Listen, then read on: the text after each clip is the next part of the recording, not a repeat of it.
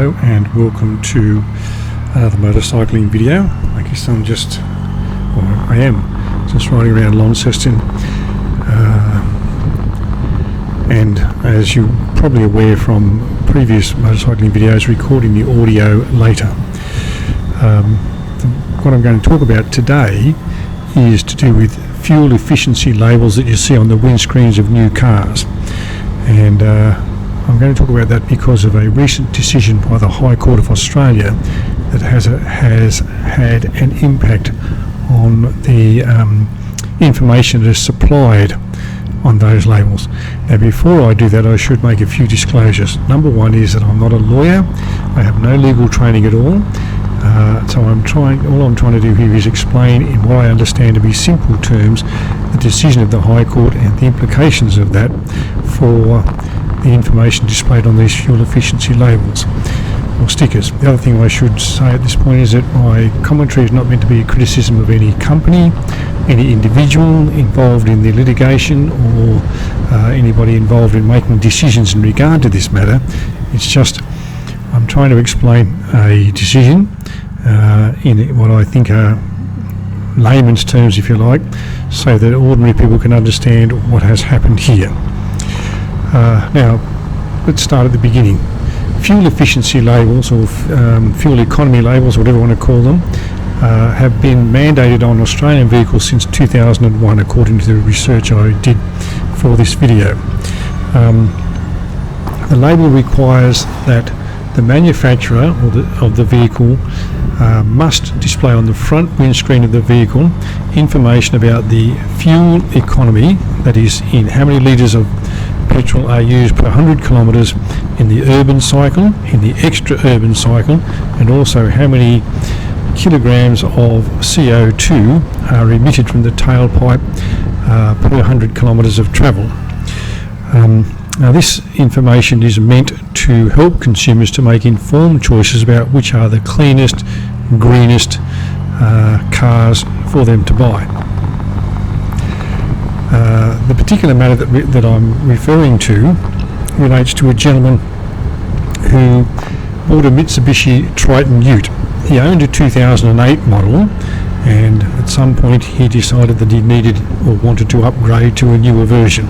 So he went to his local Mitsubishi dealer and decided to buy the newer model, looked at the sticker on the windscreen and saw what the fuel efficiency of the vehicle was, and took that into consideration apparently when deciding to buy the vehicle. He bought the vehicle, found out that not only was it not more fuel efficient than the one he already owned, in other words, it used more fuel than the older vehicle that he already owned, but also he discovered through meticulous record keeping that the vehicle did not return the fuel usage information as displayed on the sticker on the windscreen of the bike, windscreen of the car, should I say, or the ute. In other words, it used more fuel than was advertised it would use, and he was never able to achieve figures approximating or even close to those stated on the sticker on the windscreen. The gentleman concerned was unhappy, and he took Mitsubishi to the Victorian Civil and Administrative Appeals Tribunal, which are a sort of semi-legal body, but not quite a court, who are meant to settle disputes like this before they get to court. And the VCAT ruled in his favour and said that Mitsubishi had engaged in deceptive and misleading conduct. And in fact, I believe they ordered Mitsubishi to give the man a full refund or buy back his truck from him. Mitsubishi understandably were not happy with that decision and appealed it to the Victorian Supreme Court, which they're allowed to do. Under our legal processes, you are allowed to appeal decisions, and they appealed to the Victorian Supreme Court. Victorian Supreme Court also found against Mitsubishi, stating that they, yes, did engage in misleading and deceptive conduct, which is against Australian consumer law, and that the information displayed on the sticker was deceptive and misleading. The gentleman in question had kept meticulous records of fuel purchases. He had receipts to prove how much petrol he'd used on each time he filled up and so on, and tendered all these documents. And as I say, the Victorian Supreme Court found in his favour. Again, as you would understand, Mitsubishi were not happy with that decision, so they appealed the decision to the High Court. And the High Court, by virtue of its name, is the highest court in Australia, and its decisions are final and non-appealable. And once they've made a decision, it's like God has spoken as far as the law is concerned, and the decision is final. They found in favour of Mitsubishi. Now you would wonder how that would happen, but if two other legal bodies had found, or one quasi-legal body and a court had found against Mitsubishi, how the High Court could find in favour of Mitsubishi, but they did. And they found in favour of Mitsubishi on the basis that Mitsubishi were required to comply with Australian law, which they did by putting the sticker on the windscreen. I'll come back to the information on the sticker in a minute. The High Court said, I'm paraphrasing here, and there may be some subtleties and nuances that I haven't covered, so if you're a lawyer or you have more information about the decision, then please offer your comments in the feedback to make clear exactly what the court said. But as I understand it, they said Mitsubishi were required to abide by Australian consumer law, which they did by putting the sticker on the windscreen. Mitsubishi did not in any way manipulate the figures that were displayed on the windscreen sticker. They were given those figures by an independent testing laboratory, and they put them on the windscreen in good faith. Therefore, they were not guilty of misleading and deceptive conduct, and that their first obligation was to obey Australian law, which they did. Now, the question becomes, well, how are these vehicles tested, and how did Mitsubishi get this data? All vehicles in Australia are required to be subject to fuel efficiency testing. They are tested in laboratories on what we call a dynamometer or a rolling road.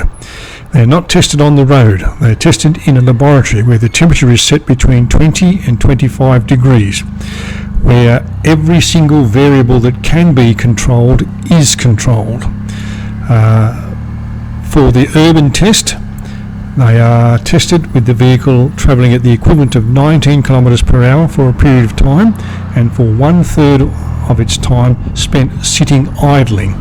For the extra urban or highway cycle, they are tested with the vehicle travelling at an average speed of 62 kilometres per hour for approximately 20 minutes, I believe, and reaching a maximum speed of 120 kilometres per hour. They're done this way so that you can reasonably compare like for like. In other words, if you're in the market to buy a tradies ute, whether it's a Mitsubishi Triton or a Toyota Hilux or a BT50 or any of the other tradies utes that are available, you see the sticker on the windshield or windscreen that says how much fuel is used, and you can say all of those vehicles were tested in exactly the same way in laboratories that are subject to government audits to make sure they comply with the rules and conditions. This takes away the weather conditions, the road conditions, the state of the tyres, the type of driver, whether it's a male driver or a female driver, it's a bloke with a lead foot, or it's a bloke with 150 kilos or an 80 kilo driver. It takes away all of those things. It says every vehicle is tested in exactly the same way, so that you reasonably can compare like for like and say, well, if I'm tossing up between, let's say, the Hilux and the Triton, and fuel economy is my biggest concern, then I can say, well, these engine sizes are about the same, the gross vehicle mass is about the same, the payload's about the same, they all have all the same bells and whistles and warnings and alarms and so on. This one uses less fuel than that one, that's the one I'll buy. Now, of course, the problem with that situation is that they cannot, under any circumstances, replicate real-world driving, because yes, they have this period that is meant to replicate stop-start driving in the city, and they have this test where you'll sit in your car for, I think, 30% of the time just idling to replicate city driving. But there are lots of other factors that influence the performance of the car. As I said, the tyres themselves, the road conditions, the weather, the temperature, whether it's warmer than colder than 20 degrees or warmer than 25 degrees, whether it's a rainy day, whether it's a strong wind, whether the driver is a 150 kilo bloke or a 65 kilo woman, what sort of payload you might have in the ute, how many other people might be sitting in the vehicle with you when you're driving. In other words, is it just you and an empty tray, or is it you and 3 workmates in a dual cab full of work tools and so forth, and you're on the motorway, you're travelling at 80 kilometres an hour up the M7 or one of those motorways tollways out of Sydney, or you're on the Hume Highway or one of the other highways travelling down at 110 kilometres an hour. Do you have the air conditioning on in the vehicle? Are you using the cruise control? All of those things are variables that cannot be tested in the laboratory and cannot be replicated in the laboratory. So the sticker now, I believe, says in very small print, figures are indicative and your actual driving experience may vary based on all of those things that I've just said. Now, what's important here, I think, is to first of all understand that the tests are conducted in labs. The motor vehicle manufacturers don't have any influence over those tests. They are given a bunch of figures, and in the case of Mitsubishi, they were told, well, this is how much it uses on how much petrol it'll use per 100 kilometres on the urban cycle, and how much petrol it'll use on the highway cycle. And they put that on the sticker, and they put that on the windscreen as they were told to, and therefore they complied with the law. But as I say, those tests cannot replicate all the other variables and real-world driving conditions. Now, the gentleman who was the subject of this matter, who brought it before the VCAT in the first place and took it all the way to the High Court, obviously he's not happy with the outcome, and I suppose most of us would look at it and say, well, the little guy didn't get any justice. But often the law is the law, and the law isn't necessarily about justice, but it's about, in the case of the High Court, saying, well, what does the law say here? What are precedents here, if there are any precedents, and what does the law say? What is the intent of the law, and has the person whose conduct is being questioned complied with the law? And in this case, the High Court judges, I believe in a unanimous decision, all 7 of them agreed that yes, the manufacturer had complied with the law. Now, this brings us, I guess, to some people who might say, well, these unrepresentative justices who are paid enormous salaries and sit around wearing wigs and gowns and things like that and don't know anything about real world and don't know anything about buying cars and driving cars and putting petrol in cars, and all of that may or may not be true. I don't know any of the High Court justices personally. I have no contact with them. I'm sure they do earn good salaries, and I'm sure they're learned people.